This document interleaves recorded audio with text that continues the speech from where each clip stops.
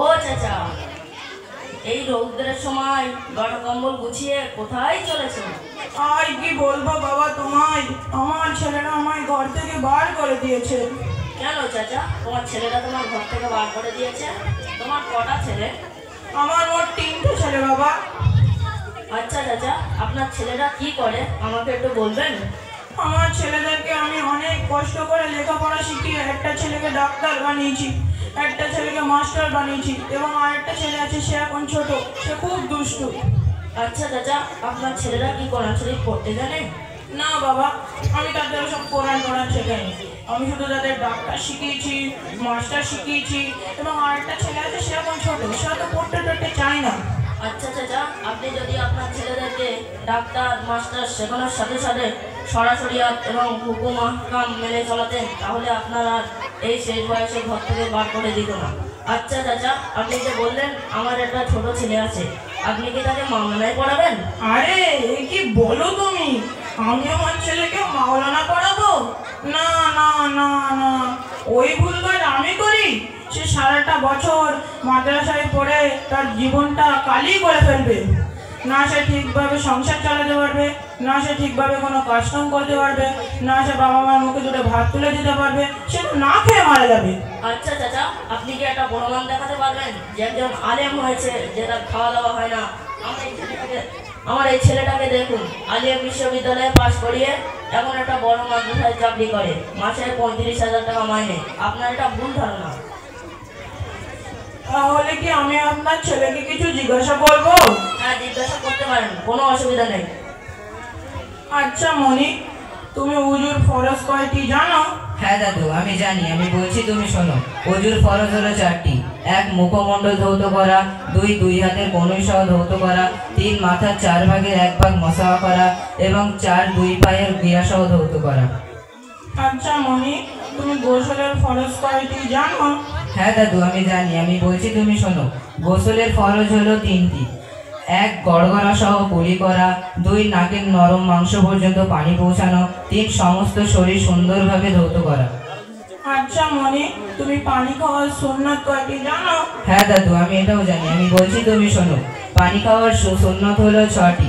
1 ডান হাত দিয়ে পানি পান করা, 2 বসে পানি পান করা, 3 দেখে পানি পান করা, 4 বিসমিল্লাহ বলে পানি পান করা, 5 3 শ্বাসে পানি পান করা, 6 পানি পান করার শেষে আলহামদুলিল্লাহ বলা। আচ্ছা মনি, তুমি ভাত খাওয়ার শুরু থেকে শেষের দোয়া জানো? হ্যাঁ দাদু, আমি জানি, আমি বলছি তুমি শোনো।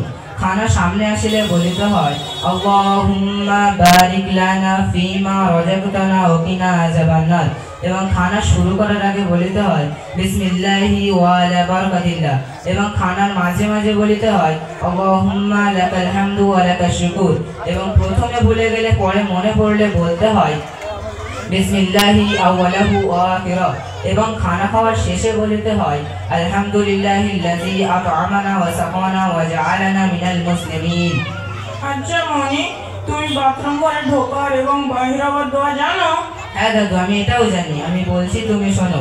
বাথরুম ঘরে ঢোকার সময় বাঁ পা রেখে বলতে হয় আল্লাহুম্মা ইন্নী আউযু বিকা মিনাল খুবুসি ওয়াল খাবাইস, এবং বাথরুম ঘর থেকে বার হওয়ার সময় ডান পা রেখে বলতে হয় গুফরানাকা আলহামদুলিল্লাহিল্লাযী আযহাবা আন্নিল আযা ওয়া আফানি। আচ্ছা মনি, তুমি পানি খাওয়ার শেষের দোয়া জানো? হ্যাঁ দাদু, আমি জানি, আমি বলছি তুমি শোনো। পানি খাওয়ার শেষে বলতে হয় আলহামদুলিল্লাহিল্লাযী মা'আন আযবান ফুরাতান বিরহমাতিহি ওয়া লাম ইয়াজআলহু মিলহান উযাজান বিযুনুবিনা। বাহ, তোমার মুখ থেকে এইসব দোয়াগুলো শুনে আমার মনটা ভরে গেল। আচ্ছা, তুমি তোমার ছেলের মতো এইসব কিছু জানো? হ্যাঁ, থেকে কিছু কিছু শিখেছি। আচ্ছা, তাহলে তুমি সূরা ফাতিহাটা বলো তো।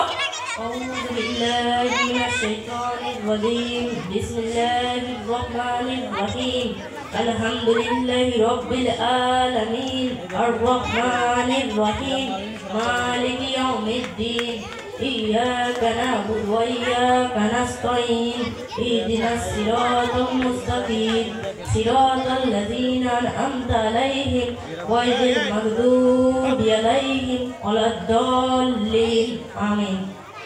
তোমার মুখ থেকে এই সূরা এবং তোমার ছেলের মুখ থেকে এই দোয়াগুলো শুনে আমার মনটা জুড়িয়ে গেল। আমি নামাজ পড়ি, কিন্তু সূরা কালাম কিচ্ছু জানি না। লোকে নামাজ পড়ে সেই দেখে নামাজ পড়ি। আচ্ছা চাচা, আপনি যে সারা জীবন লোকের দেখে দেখে নামাজ পড়েন, লোকে যেমন করে নামাজ পড়ে তেমন করে নামাজ পড়েন, সূরা কেরাত না জানেন, আল্লাহ কি আপনার নামাজ কবুল করবে? তাহলে আমি এখন শেষ বয়সে কি করব? কেন চাচা, আমাদের পোড়াপাড়া দক্ষিণ পাড়া আমাদের খাদিজাতুল কোবরা মক্তবের হুজুর আসর বা সূরা কেরাত শেখায়, আপনি সেখানে গিয়ে বলবেন। আমি প্রতিদিন নামাজ পড়তে যাই, কিন্তু ওখানে বসি না। আমি যদি ওখানে বসতাম, আজ তোমার মতো হয়তো এত কিছু জানতে পারতাম। আমি কাল থেকে আর চলে আসবো না, ওখানে বলবো এবং আজকেই গিয়ে আমি আমার ছোট ছেলেটাকে মাদ্রাসায় ভর্তি করে দেবো।